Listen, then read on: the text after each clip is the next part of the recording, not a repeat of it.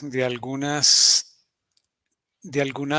universidades. Aquí estamos de nuevo en esta reunión que ya como que nos hace falta, como que nos sentimos un poco huérfanos cuando no estamos aquí sentados frente a ustedes en esta compañía remota que nos resulta grata a final de cuentas.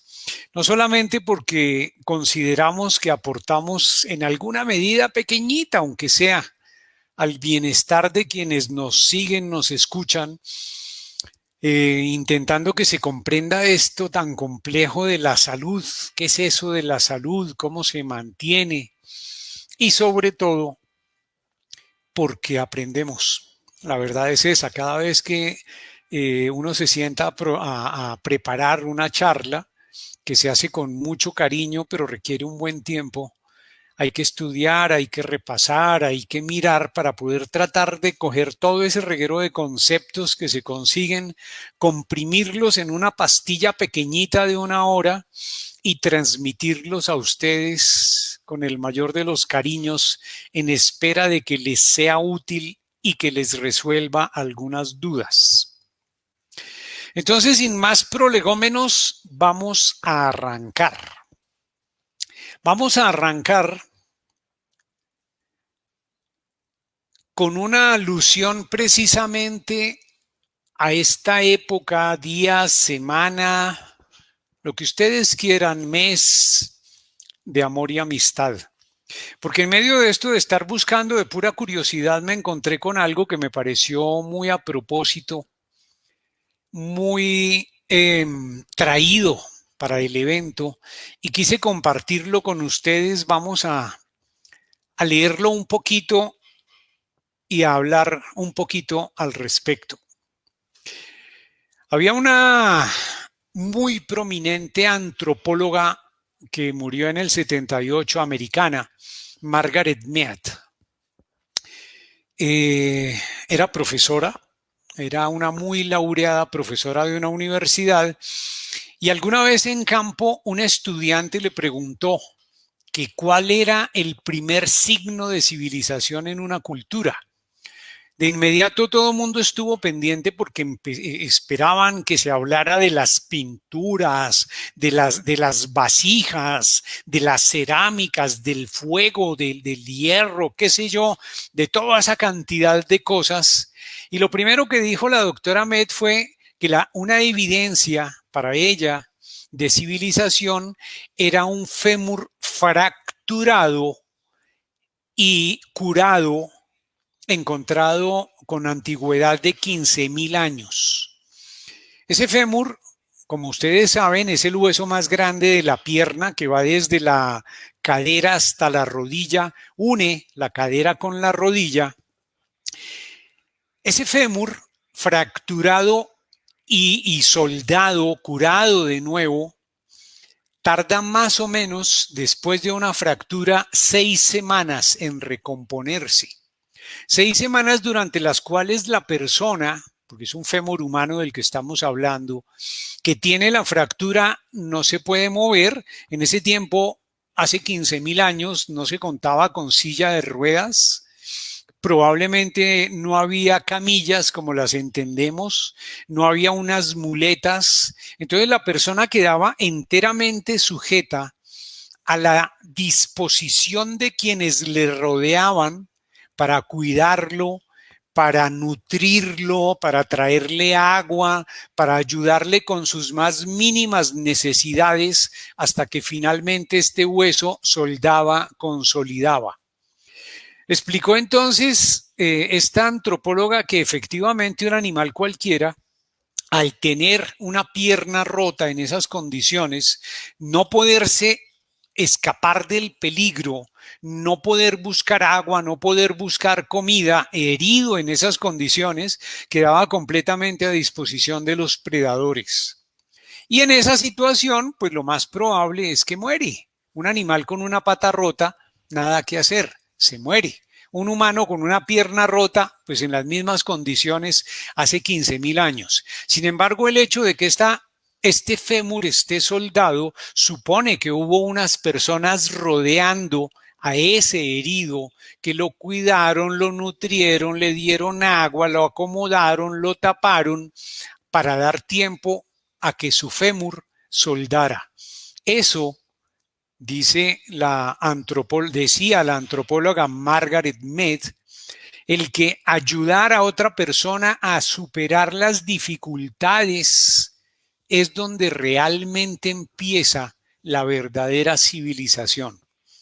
No sé si ustedes estén de acuerdo conmigo, pero me parece que realmente eso de de sentir que pertenezco al grupo, que el grupo me apoya, eso definitivamente es el comienzo de toda la civilización.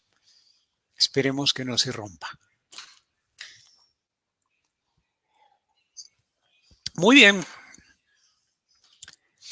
Tenemos entonces la nutrapédica de la que siempre hablamos, el eje central de todo lo que estamos mencionando, donde la síntesis muy apretada está en esta frase cortica, sintética, que dice que tu alimento sea tu medicina.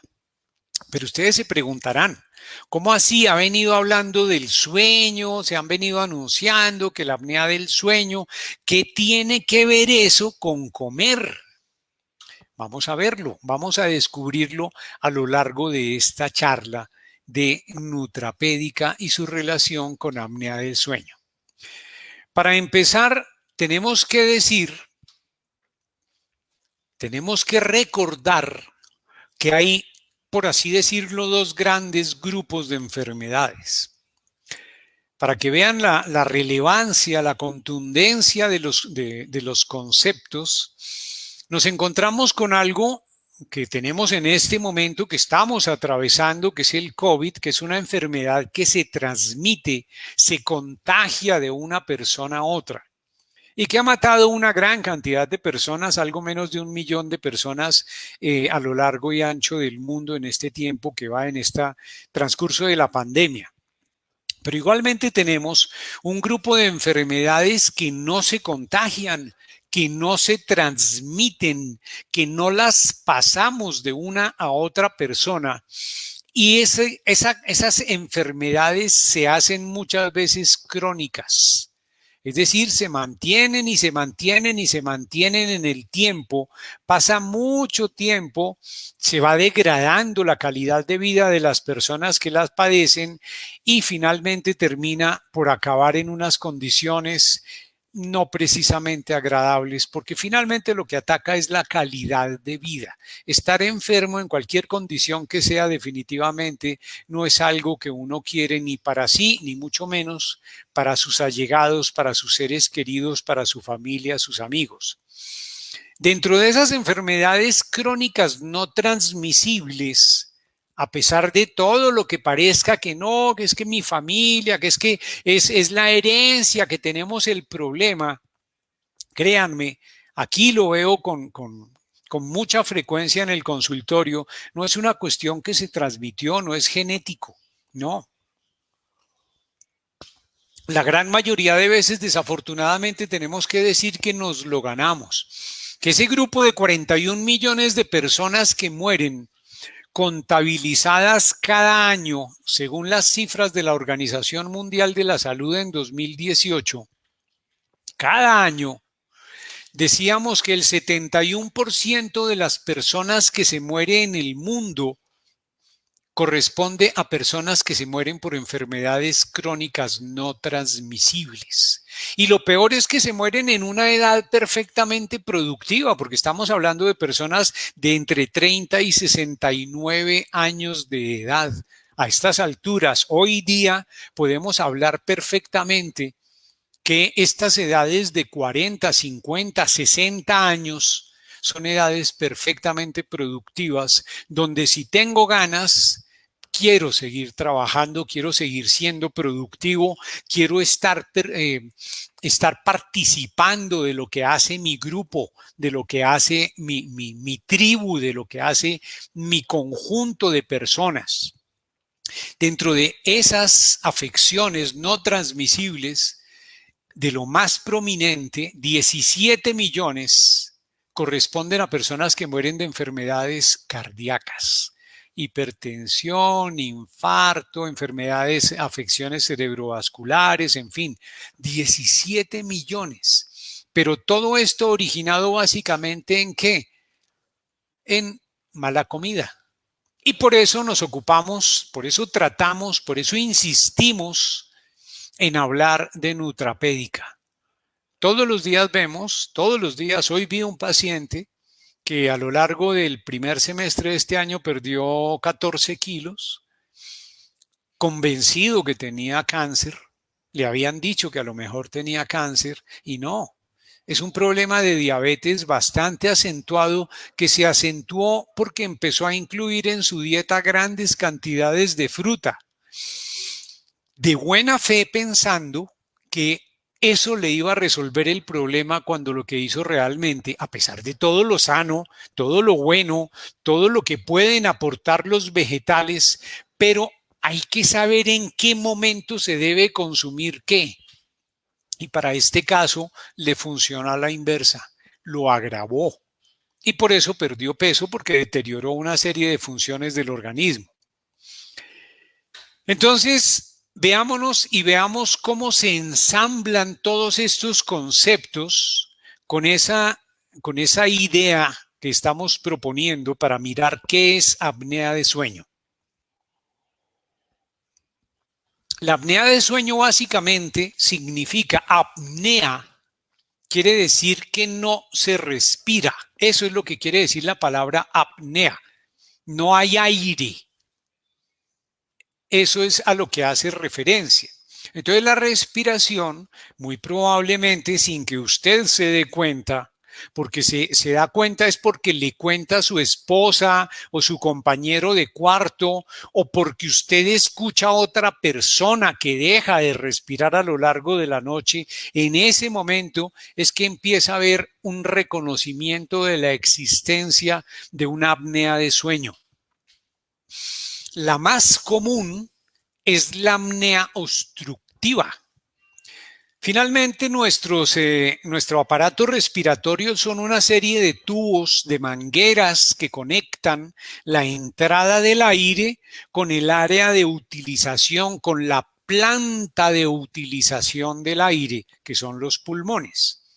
En el camino pueden presentarse elementos que obstruyan, que disminuyan el paso del aire, particularmente en el área de las vías respiratorias altas.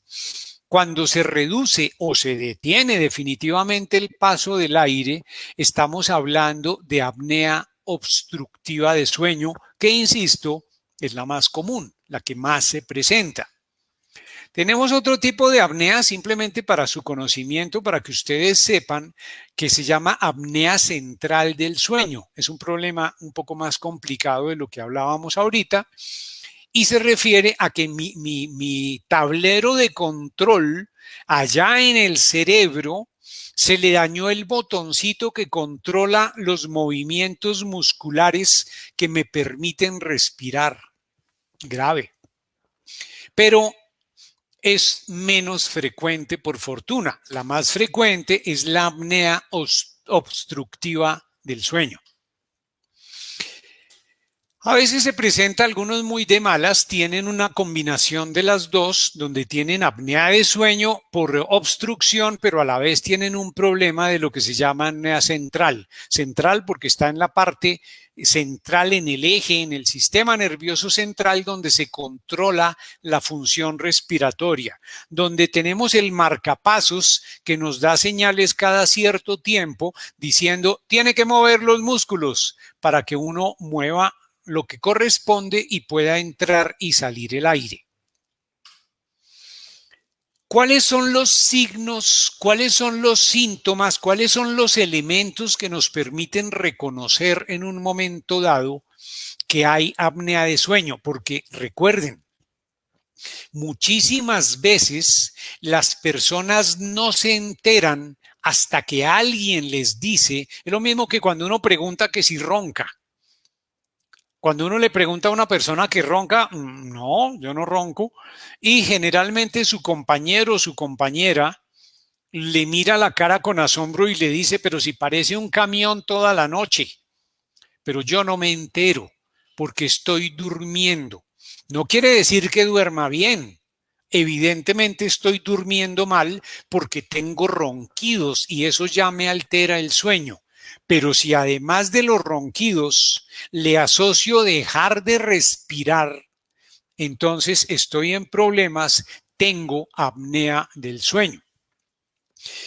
Eso hace que mi sueño nocturno, mi descanso no se dé completo, no continúe su ritmo natural, que es de la mayor importancia, pero de la mayor importancia el que se dé todo ese desenvolvimiento, porque en la medida que nuestro reloj biológico va diciendo es de día, es de noche, estoy durmiendo, estoy despierto, estoy descansando, estoy activo, en esa medida nuestro tablero central produce determinado tipo de hormonas que se dejan de producir o se producen de manera incompleta en esta circunstancia. Eso lleva a que haya estas manifestaciones de que estoy teniendo apnea de sueño. Una de las más notorias es el que ustedes ven en la pantalla, el que la persona empieza a dormirse en el día. Aquí puede parecer chistoso, se ve el niño que casi se cae sobre el cuaderno y se puede ver como muy divertido. ¿Se imaginan si le sucede eso a una persona que está conduciendo un tractocamión de 30 o 40 toneladas? ¿Se imaginan si eso le sucede a usted que necesita viajar de Chía a Bogotá y viene en su carro y viene que se duerme? ¿Se imagina si eso le sucede a su familiar, a un conductor de Transmilenio, a un SITP? Esos son los famosos microsueños. Son sueños pequeñísimos que se dan en fracciones de segundo, que yo siento que estoy despierto, que creo que estoy despierto, pero en realidad lo que sucede fue que cerré los ojos y me dormí. Y eso lleva, por supuesto, a tener todo el día sueño con toda el riesgo que eso puede suponer. Imagínense si estoy manejando una prensa de muchas toneladas o un montacargas o cualquier cosa que necesite el máximo de mi atención.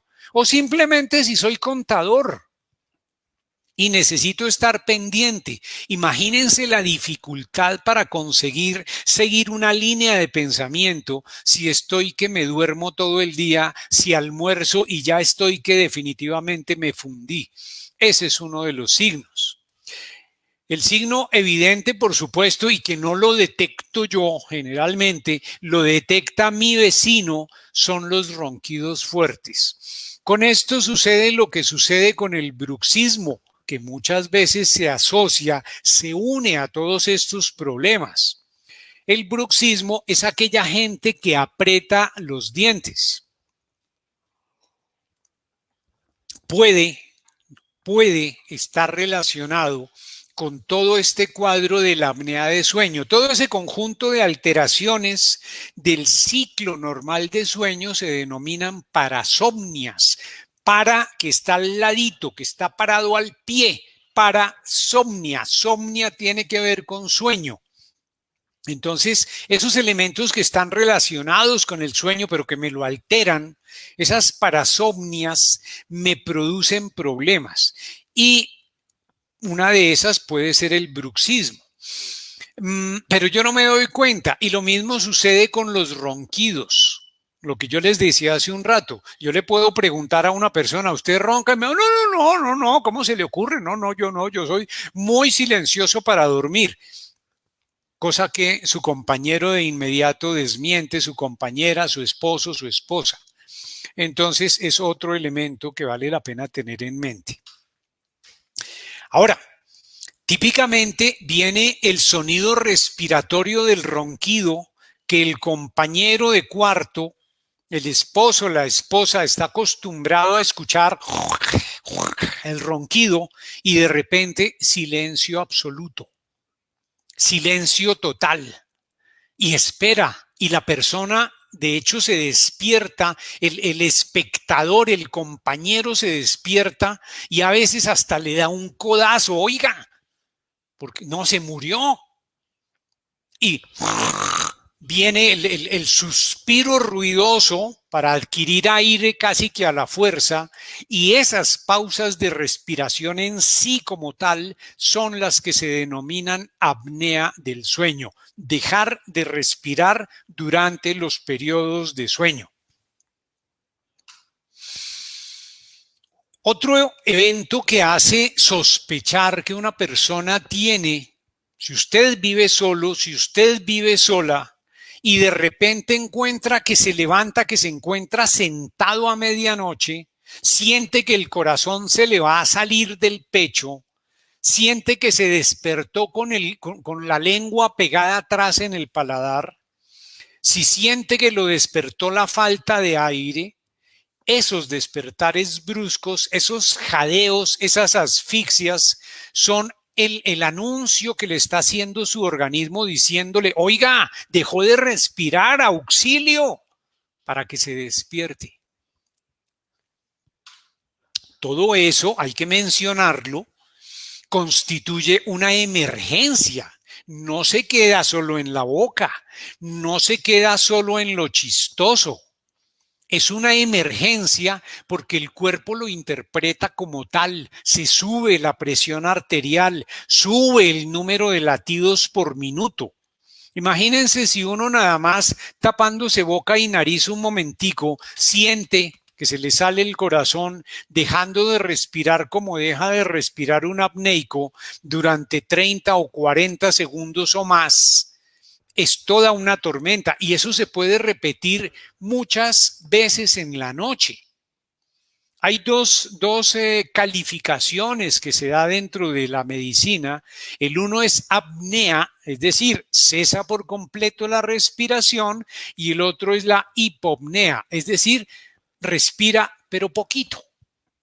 Ahora, eso hace que la persona típicamente duerma con la boca abierta, casi siempre está tapada la nariz, se obstruye, entonces se duerme con la boca abierta, la persona puede despertar con dolor de garganta, con la boca muy seca, puede encontrar que la almohada está llena de saliva.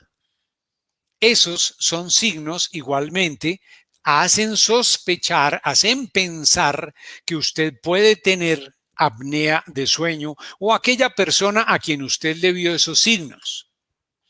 El dolor de cabeza por la mañana. El dolor de cabeza por la mañana puede originarse en dos factores. Uno, directamente en lo que estamos hablando. Es tan intensa la caída de oxígeno durante toda la noche que se me acumula el monóxido. Haga de cuenta que dejó prendida la estufa, que dejó la estufa abierta, quemando mal, y está soltando ese humo invisible ahí en su cuarto. El monóxido, eso mismo sucede, eso mismo se eleva cuando se respira mal durante la noche. El cuerpo intentando resolver el problema que se le presenta en esa circunstancia hace que los tubos de la sangre del cerebro se agranden para tratar de capturar oxígeno y darle oxígeno al cerebro. Entonces el resultado es que duele la cabeza. Esa es una posibilidad. La otra posibilidad, por eso les mencioné hace un rato, es que por la misma circunstancia de las parasomnias, del bruxismo, de apretar y restregar los dientes, usted aprieta tanto que los músculos amanecen tiesos, agotados. Definitivamente no se aguanta más y eso típicamente produce un dolor de cabeza que se centra aquí en los lados, puede extenderse incluso hacia atrás. A veces se combina con apretar el cuello, entonces duele desde aquí atrás, bien atrás, cuando se hace ese bruxismo, pero todo esto asociado al ronquido, todo esto asociado a la apnea de sueño. Es tan difícil concentrarse cuando uno está trasnochado. ¿Recuerdan? Cuando estaban tratando de presentar los exámenes, no estudiaron en todo el semestre y en el final de semestre quieren hacer en un día lo que no hicieron en los 6 meses anteriores. Esa falta de sueño hace que me sea muy difícil enfocar un pensamiento para poder hacer un razonamiento. Pues eso mismo sucede todas las noches porque el sueño se altera, el desarrollo del sueño como tal se altera. El sueño no se desarrolla como pudiera pensarse, como una línea recta toda la noche. El sueño va de una manera ondulante. Hay momentos en que estamos profundísimamente dormidos, que es cuando realmente estamos descansando, soñando, organizando conocimientos, y hay momentos en que se nos despierta fácil, y eso sucede varias veces en la noche, más o menos cada 90 minutos.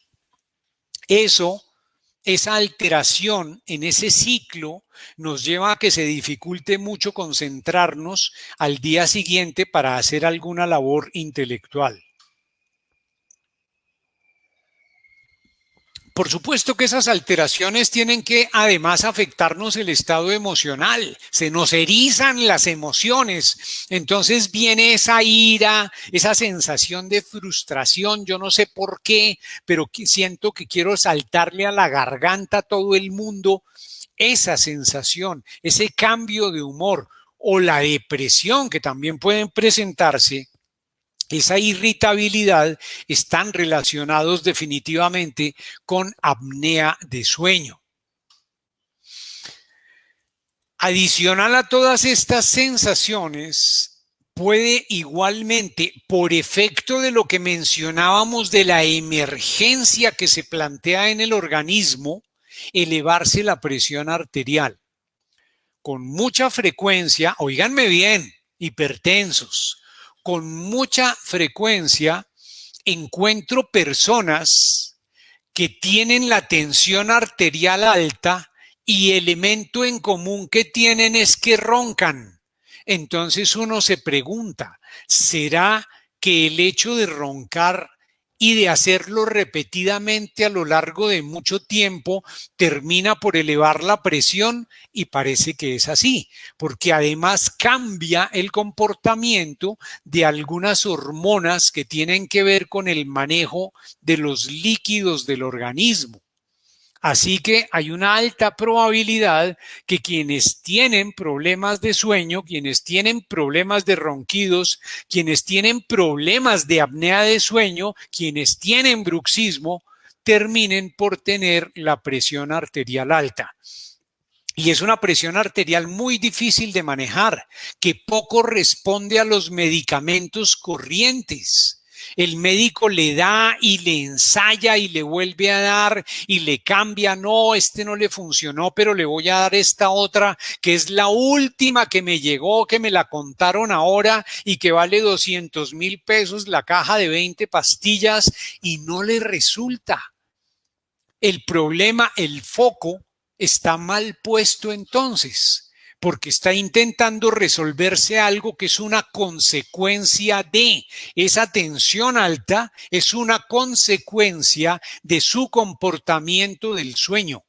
Entonces, lo que hay que resolverle es el comportamiento del sueño y la tensión arterial casi que se resuelve solita. Entonces, plantéenle la inquietud a sus médicos, plantéenle por lo menos la posibilidad. Si ustedes tienen estos signos, si ustedes saben que roncan, oiga, doctor, ¿no será que se justifica que me estudien el sueño para ver si eso es lo que me está generando? Conozco pacientes, y no pocos, que han terminado con cirugía de corazón abierto, con muchas alteraciones, porque por supuesto, ¿se acuerdan de lo que hablamos todo el tiempo? Oxidación, oxidación, oxidación. Pues se acelera la oxidación, se acelera hasta la estratosfera la oxidación en el organismo, porque simplemente estamos ventilando mal y el cuerpo está haciendo un esfuerzo continuo toda la noche. Estamos como si estuviéramos en el carro con el acelerador, el freno y el clutch al mismo tiempo hundidos, a toda. Y eso va a desgastar el organismo. Entonces, vale la pena hacer los estudios respectivos si hay sospechas. Con mucha frecuencia se queja la gente que se despierta empapada en sudor, pero yo mojo la cama. Me toca cambiarme, me toca pararme. Y no necesariamente está relacionado con la menopausia. Entonces, ese es otro elemento que se le agrega a toda esta cantidad de signos que pudiera hacer pensar en un momento dado que una persona tiene apnea de sueño. Esa sudoración abundante en la noche. Y por supuesto, hay cambios también que se dan en su actividad sexual. ¿Se acuerdan cuando estuvimos hablando de la andropausia y la menopausia?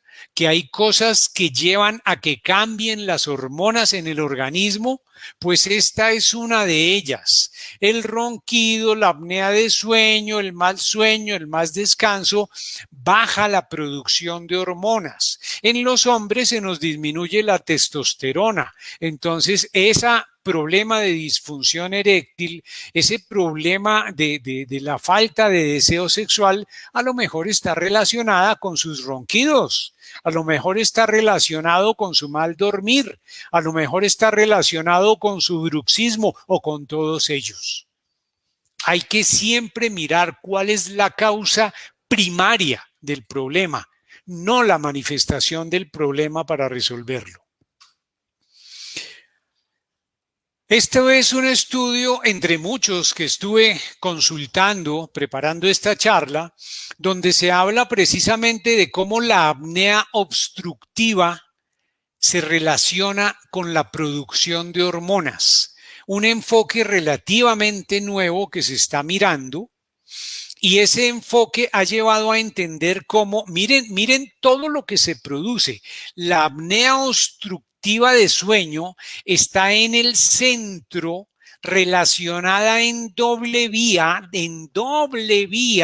con una gran cantidad de afectaciones. Se tiene clarísimo que por los cambios del pH en el organismo altera la remodelación ósea. Pensemos en esto. Todos los tejidos del organismo requieren un recambio, un reencauche. Ese recambio se hace de manera automática gracias a la hormona de crecimiento. A pesar de que yo tenga 64 años, tengo hormona de crecimiento, porque la necesito para que le diga a mis tejidos, a mis huesos, a mis músculos, oiga, esas células, esos ladrillos están viejos, hay que cambiarlos por unos nuevos. Y empieza a haber esa remodelación del hueso, del músculo. Pero la obstrucción, la apnea obstructiva, el no dormir bien, cambia las condiciones, entonces ya no repongo bien mis huesos. Empiezo a tener unos huesos de mala calidad. Se facilitan las fracturas. Tengo osteoporosis. ¿Originada en qué? En mal sueño. Entonces fíjense cómo se imbrica, llevando de nuevo a otro de los conceptos en los cuales insistimos mucho. No nos enfermamos por pedacitos. No, es que tengo osteoporosis, pero el problema es únicamente de los huesos. No, está relacionado con muchas cosas y es labor del médico, labor detectivesca si se quiere, el seguir la pista para ver dónde se origina el problema y no simplemente dedicarse a darle vitamina D y calcio. Ahora, aquí por este lado está otro de los elementos relacionados que les mencionábamos hace rato. Cuando el cuerpo está bajo estrés y en apnea de sueño se está bajo muchísimo estrés, empezamos a producir una hormona que nos ayuda a prepararnos para esa pelea, entre comillas. Esa hormona se llama cortisol. Pues las personas que tienen apnea de sueño, que tienen ronquidos, que duermen mal, elevan su cortisol, se les sube, se eleva muchísimo. El resultado es que igualmente ese aumento de cortisol cambia la forma en que reemplazo los tejidos que debo reemplazar. Por ejemplo, los huesos. Entonces, por otra vía, pero terminando en el mismo problema, voy a terminar con huesos de mala calidad porque mantengo un cortisol muy alto. Entonces mis huesos se debilitan, se reconstruyen mal. Igualmente, en el mismo orden de ideas, en los sombreritos que hemos mencionado muchas veces, que están puestos encima de los riñones y que por eso se llaman glándulas suprarrenales, supra encima de los riñones, esas glándulas producen hormonas y esas hormonas se cambian, hacen que los tubos de la sangre se hagan más estrechos, más chiquitos, lo cual hace que la sangre circule con mayor dificultad y eso hace que el corazón tenga que soplar la sangre más duro. ¿Reconocen de qué se trata? Hipertensión arterial. La tensión arterial elevada. Y como les decía hace un rato, es una tensión de muy difícil manejo. No responde a medicamentos. Entonces, a lo mejor esa tensión tan difícil que tiene, que se ha complicado, que le ha hecho tanto mal, que lo pone en riesgo de infarto, de derrame cerebral y todas esas cosas, está originada en sus ronquidos, está originada en su bruxismo, está originada en su mal dormir. Miren por dónde. Adicionalmente, señoras, especialmente las señoras, en ese centro de control tenemos producción de ciertas hormonas como la prolactina, pero la prolactina puede alterar, puede interrumpir la producción de las hormonas de la fertilidad. Entonces se dificulta, no hay embarazo, hay problema, no viene la menstruación, todo ese tipo de cosas. ¿Por qué? Porque tiene la prolactina elevada. ¿Y por qué tiene la prolactina elevada? Porque ronca, porque duerme mal, porque bruxa, porque no descansa, porque vive bajo estrés, todo eso agravado por la apnea obstructiva del sueño. Este de aquí abajo se refiere a lo que mencionaba hace un rato y es el hecho de que empiezan a funcionar poquito lo que se conoce como gónadas. ¿Qué son las gónadas? En los hombres, los testículos, en las mujeres, los ovarios. Dejan de funcionar porque el reloj biológico que les ayuda, que les da los ritmos de funcionamiento, se altera por todo lo que estamos hablando. Entonces se habla de un hipogonadismo. Por supuesto que todo esto está asociado con obesidad. La obesidad, el peso, el manejo de nuestro peso influye para producir ronquido, pero a su vez también se altera el peso por efecto de los ronquidos. Es de doble vía la afectación y desde luego que produce inflamación. Esa inflamación que mencionamos cada rato, que no es un sitio específico, no es un área, no es una rodilla, no es un dedo, no es un área en particular, es el organismo como conjunto que está siendo víctima de la inflamación sistémica de bajo nivel. Todo esto dentro de estos artículos se menciona. Por eso lo quise traer a colación. Un artículo específicamente relacionado con la apnea obstructiva de sueño. ¿Qué se hace entonces? Parte inicial del proceso es hacer un estudio para determinar de manera certera si efectivamente tiene problemas de apnea del sueño, si tiene problemas de ronquido, si tiene problemas con su sueño en general. Y ese estudio se hace en una polisomnografía. Es un estudio donde básicamente usted se queda durmiendo una noche en una clínica. Esa clínica no le va a poner ningún chuzón, no se preocupe, no le va a hacer nada doloroso. Simplemente lo que va a hacer es ponerle electrodos en muchas partes para mirar cómo funcionan sus ondas cerebrales, para mirar el sueño, para mirar cómo se comporta el oxígeno en la sangre, para mirar cómo se comporta el corazón durante esa noche, para mirar cómo respira usted, para mirar si mueve o no mueve los ojos, que es un indicador de estar durmiendo, y cómo mueve las piernas. Todo eso es analizado y eso en suma le da el resultado para determinar de manera definitiva, clara y concreta que efectivamente tiene o no tiene apnea de sueño.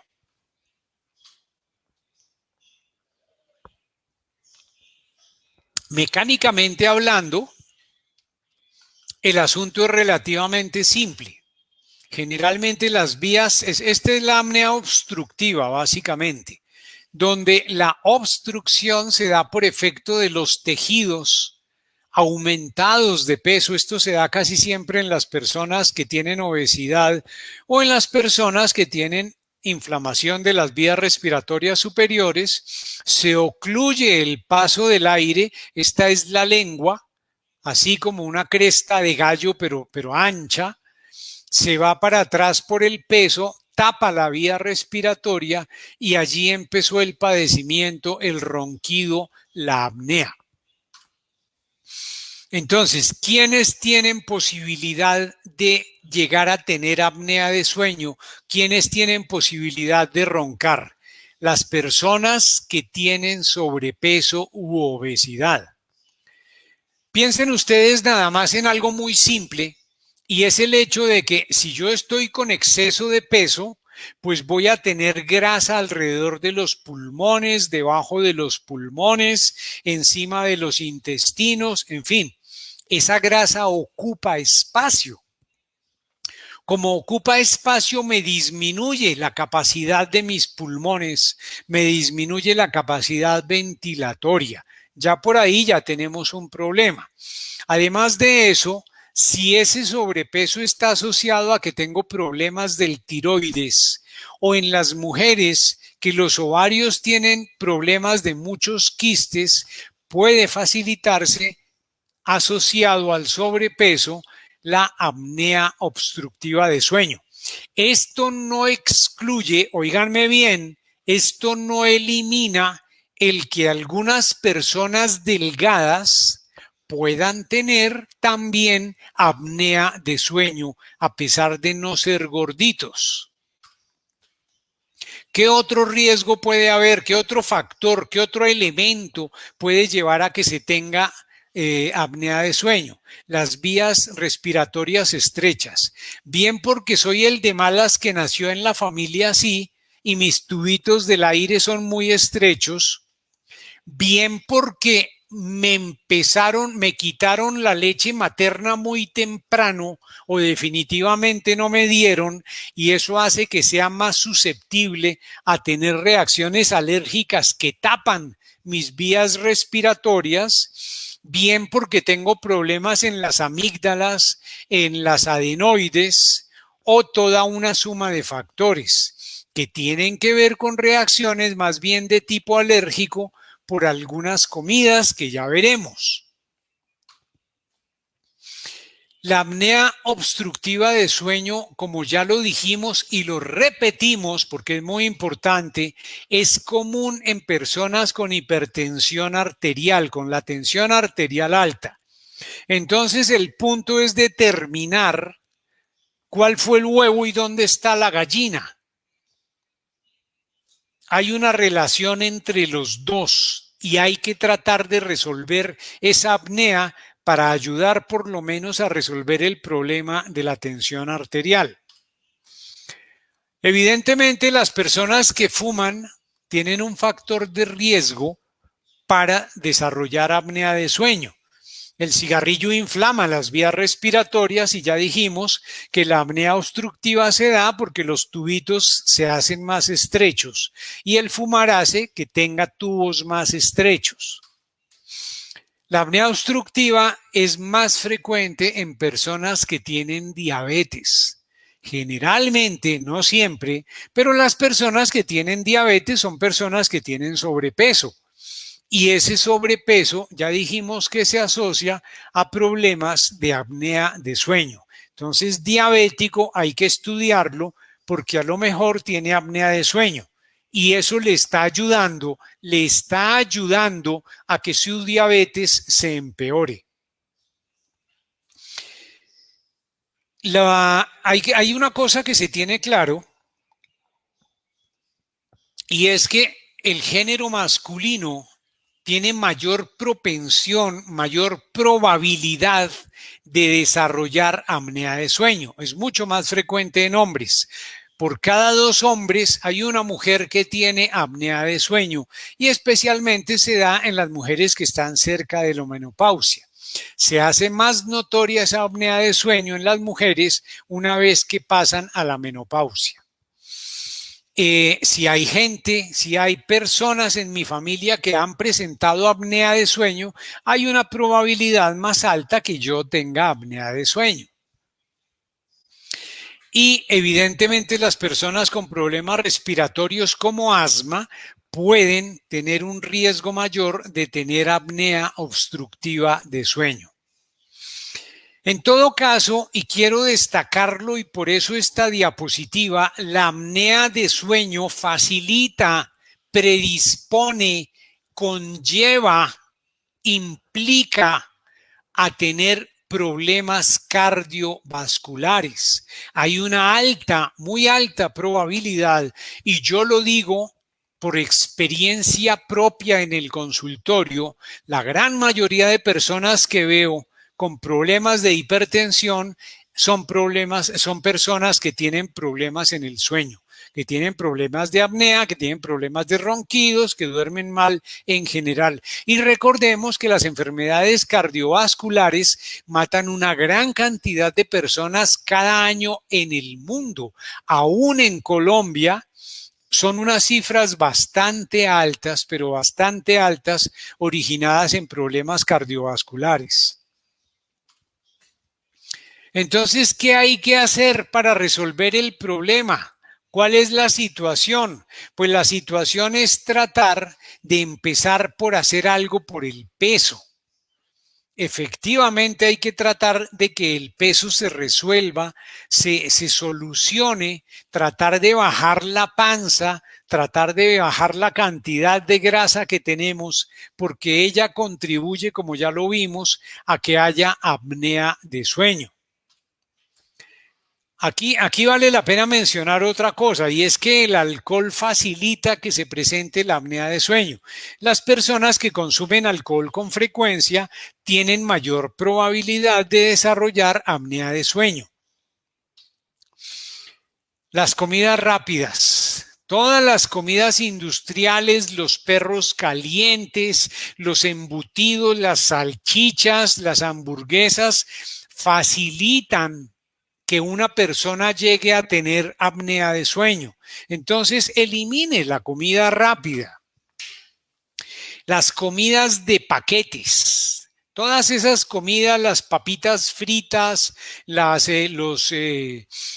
paquetes estos de comidas amarillas, todo ese tipo de cosas predisponen, facilitan, porque los colorantes mismos que están dentro de esos paquetes, eso que hace que se vea amarillito, amarillito, que se vea muy bonita esa comida, es lo que hace que se me dé una reacción alérgica, que termina ¿en qué? En que ronque más.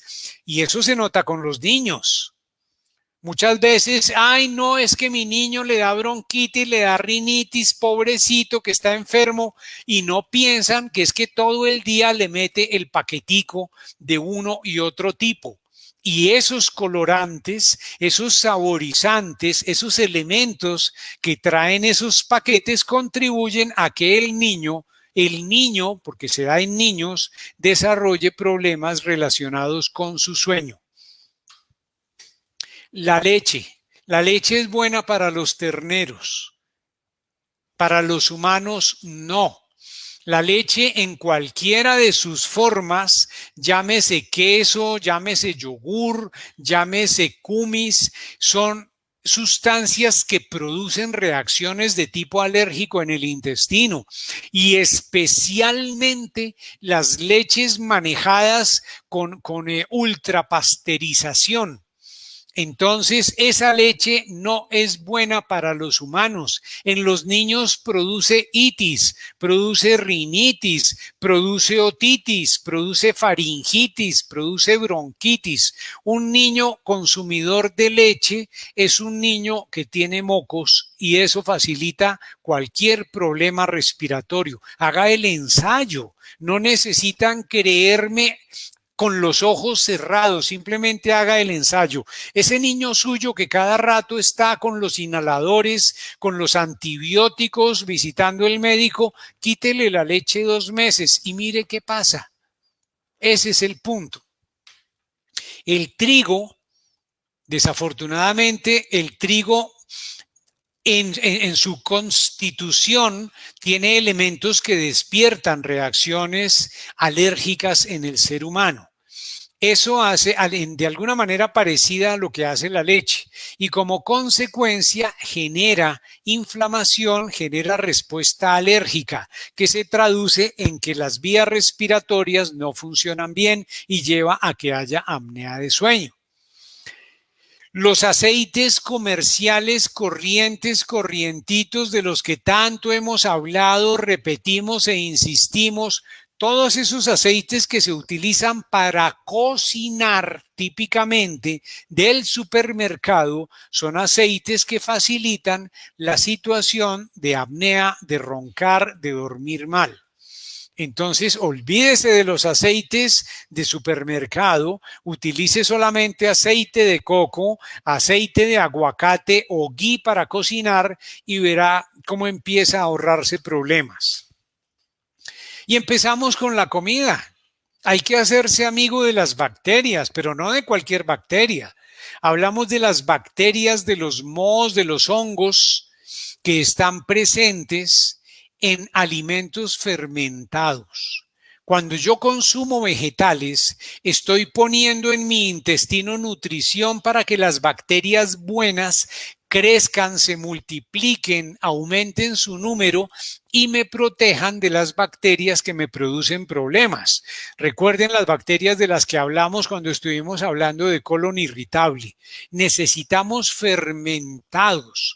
Fermentados que se consiguen muy fácil, no se necesita nada del otro mundo. Haga un guarapito, haga un kéfir que no sea de leche, haga una kombucha, haga chucrut, que ya enseñamos alguna vez a hacerlo y enseñaremos de nuevo a hacerlo. Haga todas esas bebidas fermentadas naturales y eso le va a ayudar a tener las bacterias que requieren el intestino. Hay que abandonar el azúcar. El azúcar ayuda, facilita que se presenten procesos inflamatorios en el organismo que llevan a tener los problemas ya que repetimos una y otra vez. Acuérdense que la flora bacteriana, lo que hay en el intestino de las bacterias, tiene impacto en muchas áreas, no solamente en uno. Entonces, haciendo por esta vía el consumo de fermentados, obtendremos a su vez apoyo en muchos otros procesos. Hay que aumentar las grasas buenas. Aquí tenemos salmón, pero que no sea salmón chileno de cultivo, que sea salmón ártico. Ese salmón, la trucha que es cultivada no conviene, pero sí podemos conseguir atún, podemos conseguir sardinas que no sean de lata. Esas grasas son buenas y ayudan a controlar las respuestas alérgicas del organismo. Las manzanitas aportan elementos que ayudan a controlar las respuestas inflamatorias. La cebolla. Sí, yo sé, se van a quejar del aliento a cebolla, pero la cebolla aporta muchos elementos que ayudan a controlar las respuestas de tipo alérgico. Entonces hay que incluirlas en alimentos con frecuencia para tener el beneficio de la cebolla. Se consume muy poca en realidad. El té es una muy buena opción. El té ayuda a controlar todas esas respuestas oxidativas inflamatorias de las que hemos venido hablando. Las zanahorias. Recuerden que esas sustancias que contienen, que le dan su color, nos protegen y nos ayudan a regular el sistema inmune. Esos carotenos ayudan, entonces hay que consumir zanahorias. El ajo también funciona. Incluso hablamos de un ajo que no tiene ningún olor, que no es tan fácil de conseguir, pero está disponible en Colombia, que es el ajo negro, que es el mismo ajo, pero que se deja, digámoslo así, madurar durante un año en unas bodegas especiales, se vuelve negro, pero por dentro sigue siendo igual. Ya no tiene olor, pero tiene los beneficios, conserva los beneficios del ajo. El que siempre mencionamos, el jengibre, el sencillito jengibre y por supuesto la cúrcuma en la leche dorada, que es tan beneficiosa. ¿Qué es eso de leche dorada? Una leche vegetal, coco, almendras, se le pone cúrcuma, se le pone cardamomo, canela, clavos, una cucharada de aceite de coco y se deja que suelten allí a fueguito lento. Esto ayuda mucho a bajar la respuesta inmune, la respuesta oxidativa en el organismo, y es una bebida muy, muy, muy reconfortante, ayuda con muchas cosas. Todos los condimentos que siempre mencionamos e insistimos, consuma condimentos, condimentos, no salsas, condimentos naturales. Todos los condimentos en general tienen algún beneficio que reduce la respuesta inflamatoria del organismo.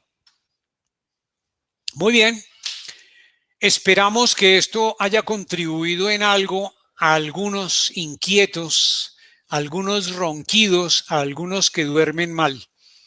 Estamos dispuestos para sus preguntas. Queremos contarles que cambiamos nuestra página. Se puede seguir accediendo a nuestra información en la página que hemos venido usando hace tiempo, pero ahora se puede, por una vía más corta, acceder a través de doctorzapata.net. Fíjense, aquí se las pusimos para que se puedan ubicar, ingresar a nuestras redes, nuestro YouTube, nuestro Instagram. Ahí las tenemos, entonces está disponible para cuando ustedes lo quieran. Muchas gracias.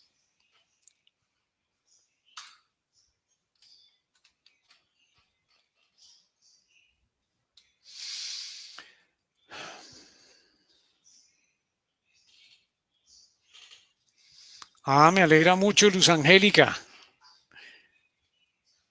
Sí, eso se observa con frecuencia. Maritza, un abrazo. Un pico para Benjamín en esos cachetotes y ahorita con todos sus dientes. Así es, los niños sin leche son niños sin mocos. Muy bien. Con mucho gusto, Gabriel. Mi doctor Gabriel, muchas gracias por acompañarnos. Nidia, gracias por su presencia frecuente, muy amable. Con mucho gusto, Luz Alba.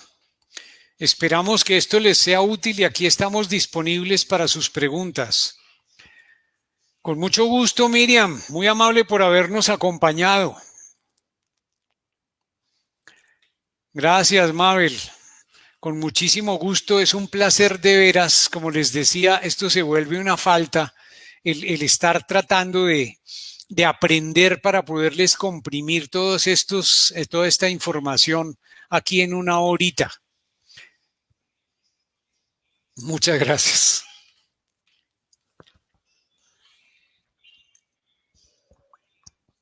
visiten nuestra página. Es un test muy sencillo de realizar que les permite saber sospechar si tienen apnea de sueño. No teman llevárselo a su médico.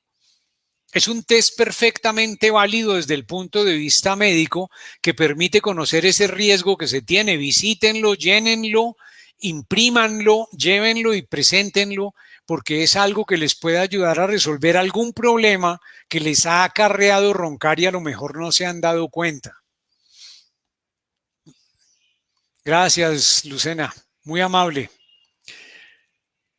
Vale la pena pararles bolas. Hágase el test y mírelo. Y si quiere nos llama y con mucho gusto hablamos.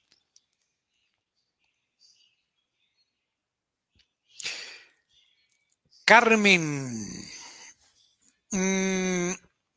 hay que mirar cuál es la causa de la alteración del sueño.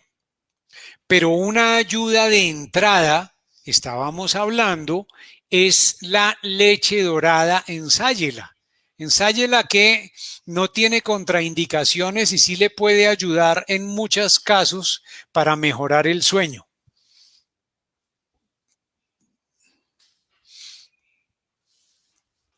Pues, Luz Ángela, una posibilidad es la que estaba mencionando hace un momento. La leche dorada ayuda mucho a que el sueño sea más relajado. En la noche hay que, por supuesto, tratar de evitar bebidas estimulantes porque alteran definitivamente el comportamiento del sueño. Entonces, ensaye con la leche dorada y me cuenta.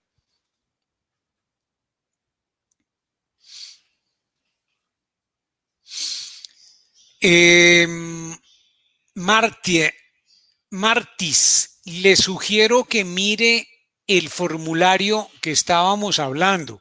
Visite la página, llene el formulario y le puede ayudar a determinar, porque hay que mirar más síntomas.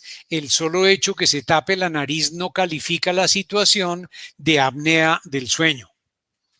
Muy bien, muchísimas gracias. Muchísimo, Marien. Muchísimo, muchísimo. Efectivamente, en un momento dado, la persona que tiene problemas de ronquidos, de apnea de sueño, asocia a esa alteración del sueño algo que se llama síndrome de las piernas inquietas, que también se mide durante la polisomnografía y es parte de la alteración que se da en el sueño y que lleva a que la persona no pueda dormir bien. Pero por eso es parte del examen que se hace, de la polisomnografía. Perfectamente reversible. Mi doctora Gloria, muchas gracias por acompañarnos. Es muy manejable. Hay que buscar con lujo de detalle las causas, a ver qué está sucediendo, si es una reacción de tipo alérgico, qué sucede para resolverlo, pero sí, es perfectamente reversible. Toma tiempo, hay que estudiarlo bien, pero se puede revertir y se pueden eliminar sus síntomas asociados. Y los ataques de tos. Julieta, mi doctora Julieta. A ver, pues hay que mirar el origen de esos ataques de tos. A veces en algunas personas la reacción alérgica irrita y produce tos, pero hay que mirar a ver en qué se origina. La invito a que mire nuestro formulario. Échele una miradita. Creo que es un formulario útil que efectivamente califica la situación de apnea y a lo mejor le ilumina algo y lo discutimos. Claro que sí. No. No todos los ronquidos, porque a veces en situaciones eventuales, que de pronto se tomó unos tragos, que de pronto una situación eventual, puntual de un tiempo limitado específico, puede dar ronquidos. Tiene hoy un problema porque se expuso a mucha humedad o estuvo en un ambiente muy contaminado, en fin. No necesariamente todos los ronquidos, todas las veces son apnea de sueño. Pero échele una miradita, ahí está la dirección entre a doctorzapata.net y ahí se encuentra nuestro test, que es perfectamente válido desde el punto de vista médico.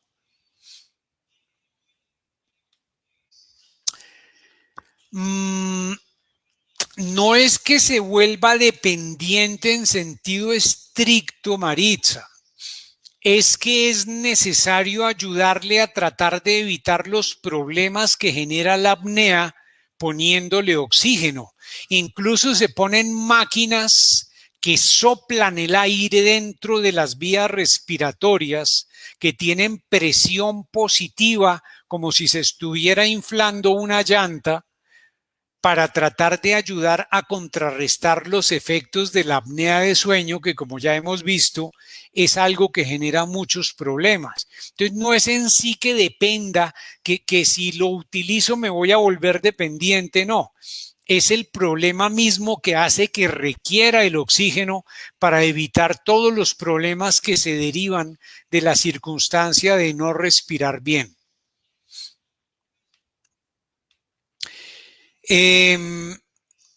Porque hay bueno, primero tenga en cuenta una cosa.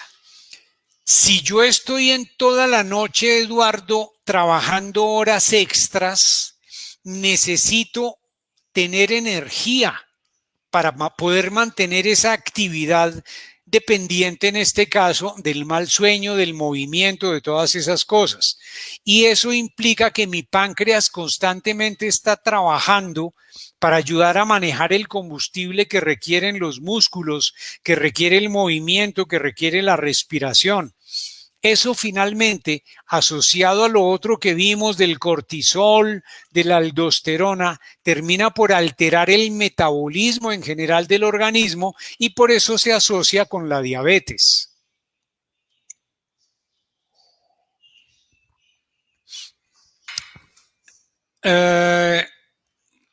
No es que determinen algo en particular, es que son fruto de la alteración de las conexiones cerebrales y por eso se estudian.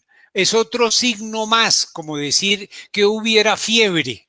Se mira para ir chuleando puntos que se presentan asociados en esa persona al problema de la apnea de sueño.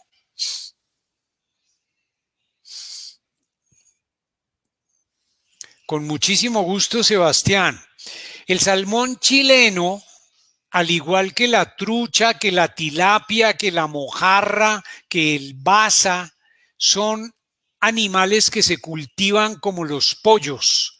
En una granja, en este caso acuática, se le dan concentrados y eso se termina por estar presente en los tejidos que luego uno se come. Como son elementos proinflamatorios, aumentan las respuestas de tipo alérgico, que desde luego no conviene ni 5 tener. Así que el salmón chileno, con sus elementos proinflamatorios, no es bueno consumirlo porque facilita la respuesta de tipo alérgico.